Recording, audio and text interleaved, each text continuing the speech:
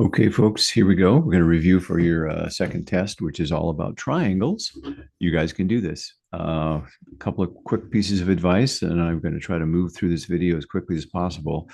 Number one, watch this whole video, do all the problems carefully, make sure you understand it. You've also taken notes, which you can review your notes before the test, and you should be ready to roll.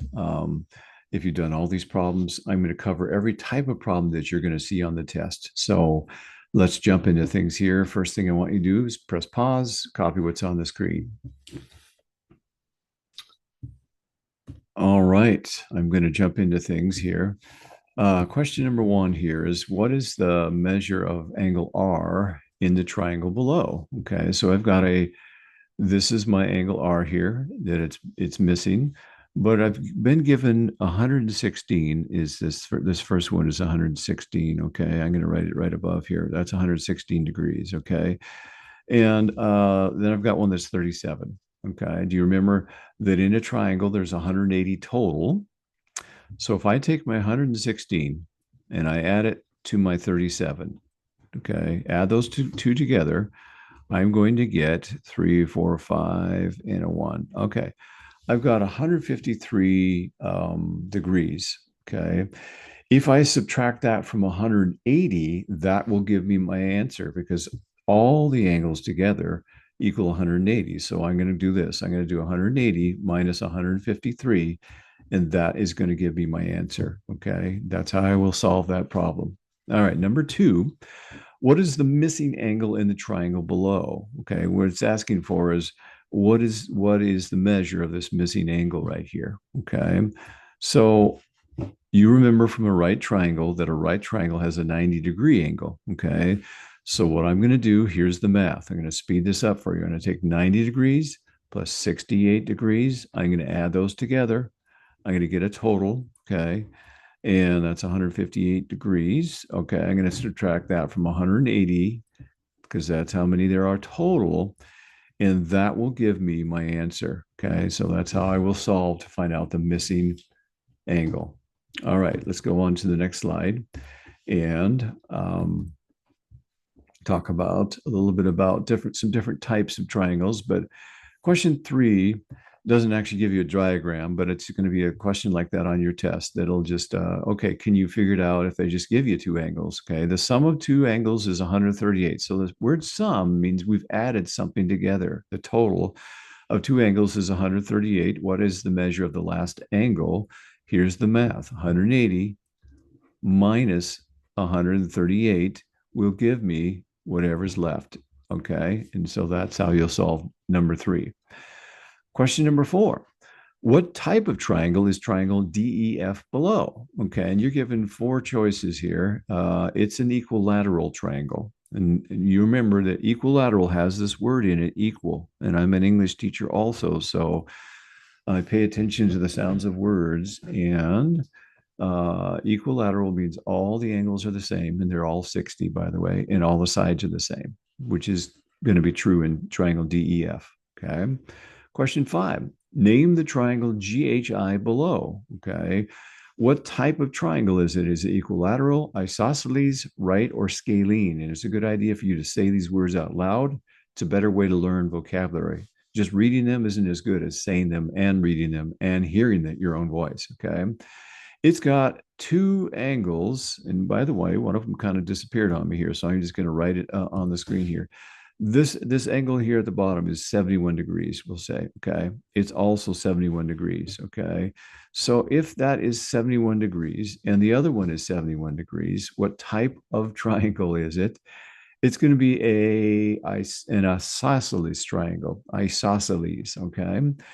Because isosceles triangles have two equal angles. Okay, and so it has two, 71 and 71. By the way, that means that this side here is equal to this side here because they're the sides opposite of the two equal angles. So that'd be that answer. All right. In our next problem, question number 6, it's asking us, we've got 10 over 17 equals C over 51. Solve for C. You'll remember in one of our last videos that the way we solve is we cross multiply. We're going to multiply crossways like this, okay? Just going to draw it out for you here.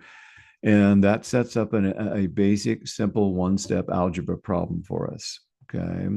So when we're solving for C, we're going to cross multiply. And so I would do 17 times C is 17C, which means 17 times C equals is 5, 1, and just add a 0 because anything times 10, you just add a 0 to it. Okay. Now you'll remember that I taught you that when you've got a letter in a one-step simple algebra problem, okay, to get the letter by itself, we've got to get rid of the number that's on that side. Okay. And in this case, it's 17 times C. That's what 17C means, 17 times C. So what is the opposite operation of times something? Is to divide it. When you times something, you're making it more. When you divide it, you're making it less. Okay. Just like if it was x plus 3 equals 7. Okay. What would be the opposite operation of plus 3? It'd be to minus 3. You would subtract 3 from each side. Okay, so in this case, this is what we did. We learned that we'll divide this side by 17, and we have to do the same thing to both sides. That's what we do, okay? And so what you're going to get here is you're going to have these two 17s now cancel each other out because 17 and a 17 is 1, okay? So that just means 1C, which means just 1C, whatever it is, okay, equals, and then you'll divide 17 into 510, and that will give you your answer. C will equal, that will give you your answer, okay? For the sake of time, I am moving on without solving all of these. Okay, next slide. Go ahead and copy this, pause this video, copy this down, and we'll continue. Okay. Question 7, triangles CDE and RST are similar triangles. What's the length of side CD in the triangle? CDE, okay. So what I'm going to do is I'm going to choose a different color, and I'm going to model for you what I kind of mentioned that you should do. So we're trying to solve for a side, and they want to know what side CDE is, or I'm sorry, side CD. Here it is, side CD here, okay? This is the one they're asking for right here that I'm putting a question mark. They're trying to solve for that, all right? Now, let's go ahead and remember the little secret I taught you, create numbers for the sides, okay? So we're talking about, just to be really clear here, okay, these two triangles right here, okay? So I'm going to go over to the one on the right, which is RST, and I'm going to say the 20-foot side is side 1. Okay, I'm going to call that side 1 there. In fact, I'm going to just choose a green color here. So that's side 1. All right. That means that the one that probably corresponds with it is our question mark side. Okay, that's going to be our side 1 there on the other triangle.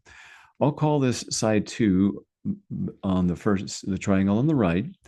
And so that means that side 2 is going to be my longest side on my triangle on the left.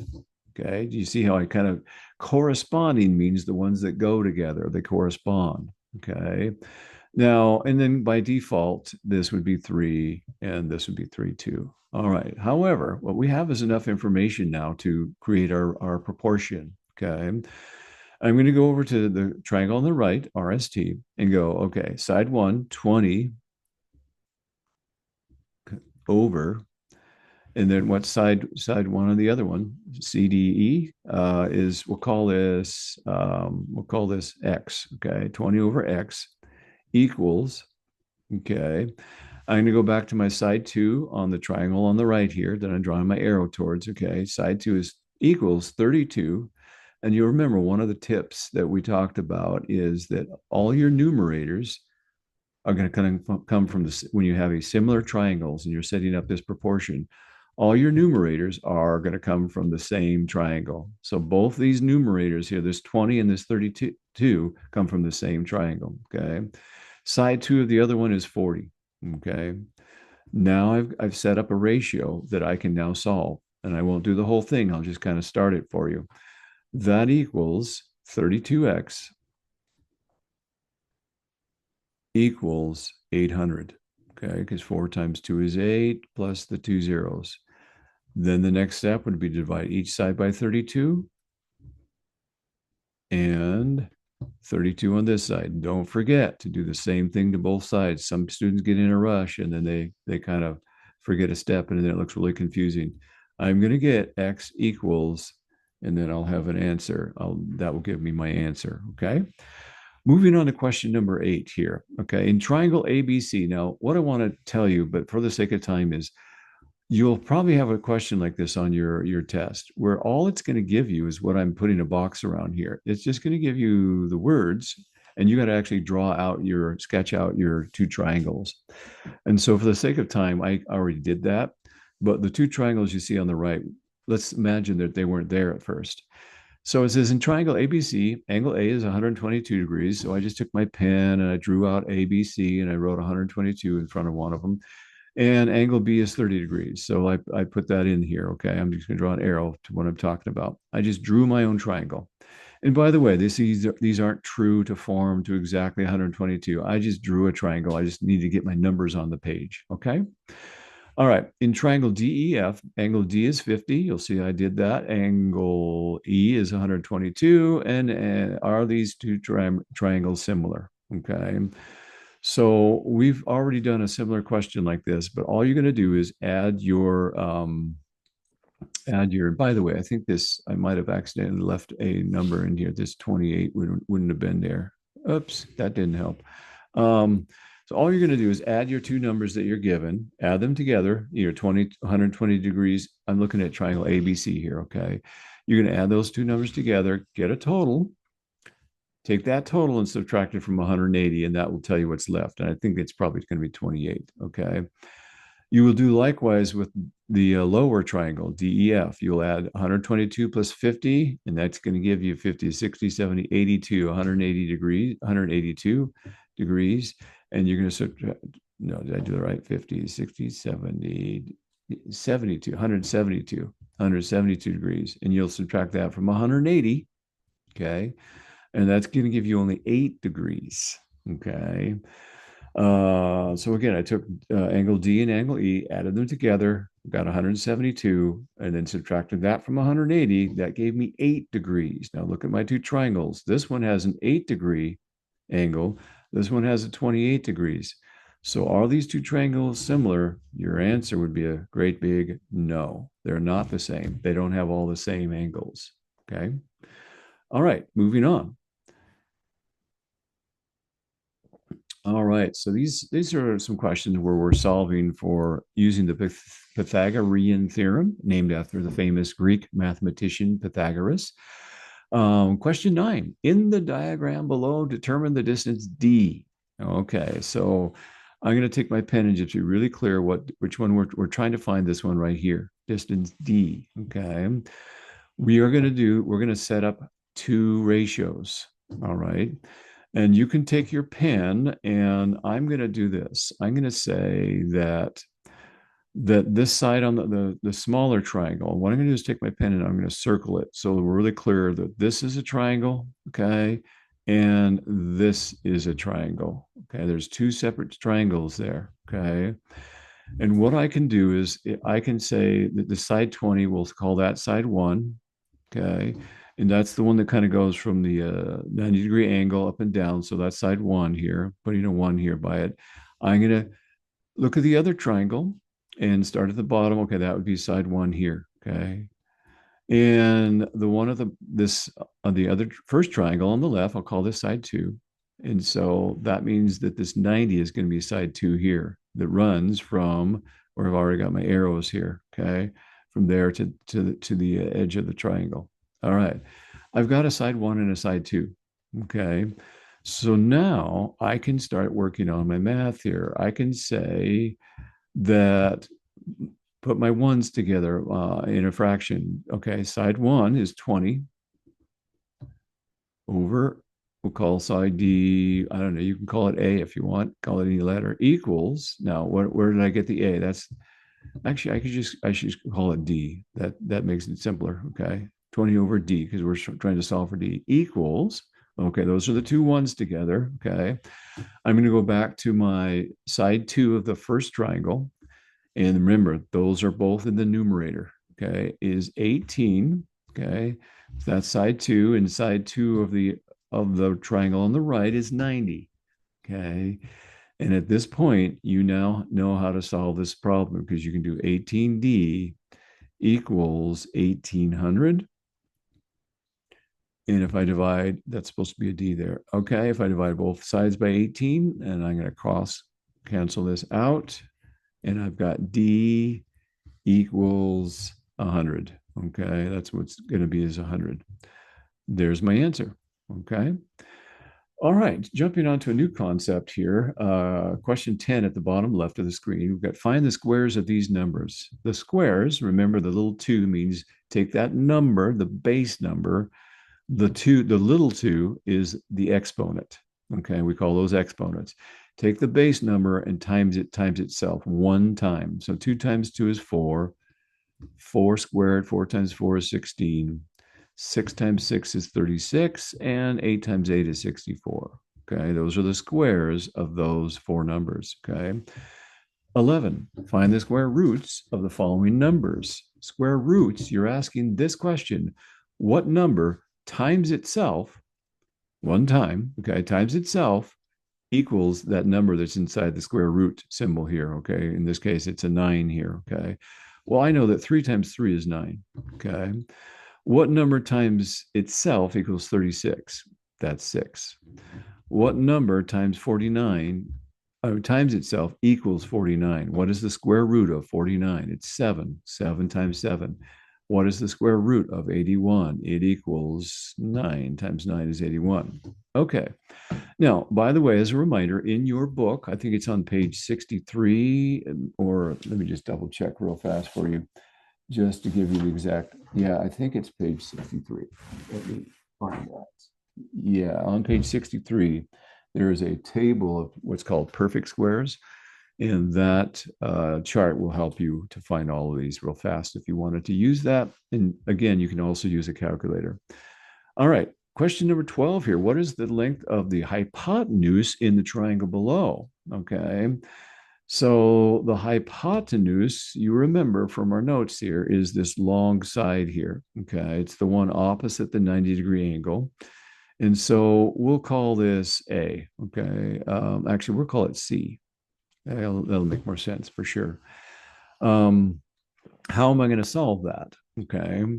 Well, you remember our Pythagorean theorem when you have a 90-degree triangle, and this is a 90-degree triangle here, and here is exactly the way I want you to solve this problem. I might not go through the whole thing, but I'm going to set it up for you.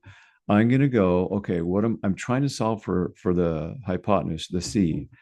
You should write this out. A squared, don't skip any steps, plus B squared equals C squared. That is the Pythagorean theorem, okay, for right triangles. Let's take A squared. That would be, if I want to do, that's 3 squared. Okay, we'll call this side A and side B here. Okay. 3 squared plus 4 squared equals C squared. Okay. Let's do the math. 3 squared is 9 plus 16 equals C squared. That's 9 plus 16 is 24 equals C squared. All right, did I do all that right? 3 squared plus 4 squared, 9 plus 4 times 4 is 16, okay? And then if I find the square root of 24, okay, if I find the square root of this, now I would just find the square root of 24, which I can punch into a calculator. It should give me an answer, okay? And that would allow me to solve that problem. That's how I'm gonna find that one. All right, I'm gonna show you one more. I think I've got just one more on my screen ready for you here, which is slightly different, but I wanted to show you because you might run into something like this on your test. All right, a 13-foot ramp is attached to a 5-foot high loading dock. How far is the bottom of the ramp from the loading dock? Okay.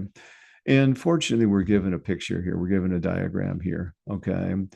So this one's a little bit different because we're trying to solve for, we'll call this A here. Okay. All right. We'll call this A. And we'll call this side B. Okay. All right. And we'll call this side C, the hypotenuse, the long one. They gave us C. Okay. So here's how we would set this up. And I think we did this in your homework this past week. I'm going to write the formula out on the right here. I'm going to write it like this: C squared equals A squared plus B squared. All right. Now, the reason why I wrote it like that, instead of going A squared plus B squared equals C squared, is because they gave us the 13. They gave us what C is. And so this will make it easier for us, just a little bit visually easier, okay? So C squared is 13, okay? This is, we're given this one, equals A squared plus B squared. All right, our B squared here is a 5. That's a 5 squared. Okay. All right. I'm going to continue just doing the steps slowly. 13 equals A squared plus 25. Okay. Now, what do I do next? This is where it's just a one-step algebra problem. I want to get my letter all by itself. And so I'm gonna subtract 25 from both sides. You know what I didn't do is I think I should have squared my C here. This 13 up here, C squared. If C is 13, I should have squared my 13. Okay. That's why this is looking funny already. I was just kind of looking at it going, we're going to get into negative numbers here. So what I should have done is, you see where I put the third step down here, I put a 13. C squared, if C is 13, some of you probably got caught that. I would take 13 times itself, okay? And that equals 169. That makes a whole lot more sense, okay? So I'm just going to do this. I'm going to take my eraser and I'm going to erase that. Okay, now it's going to make more sense. So that's 169 right here. Okay. And A squared equals, we'll take this 169 here. All right, minus, so I'm going to subtract 25 from this side here, okay? Because here's what we had. We had 169 equals A squared plus B squared, okay? We need to get A squared by itself. We're going to subtract 25 from both sides, okay? So, and that will give us minus 25 equals 144, okay? Which is a really nice number, okay? All right, equals now A squared. Now, that's all that's left because these two 25s cancel each other out. Okay, we subtracted 25 from 25, got 0. All right. You know that the square root of 144, if you look at your square root table on page 63, is equals 12. Okay, so A equals, come on, A, there, equals 12. That's why I said that 144 is a really nice number, because I knew it's a perfect square root. Okay. So that is, I think that's about all we need for today is to review for your test. Yeah, that's all we need. If you have any questions, be sure and send me an email and be really specific on what type of question it is. Do not take the exam number 2 until you've gone through this whole thing. You've looked at your notes, you practice. You should have 2 hours to take the exam, and I'm sure you'll do fantastic.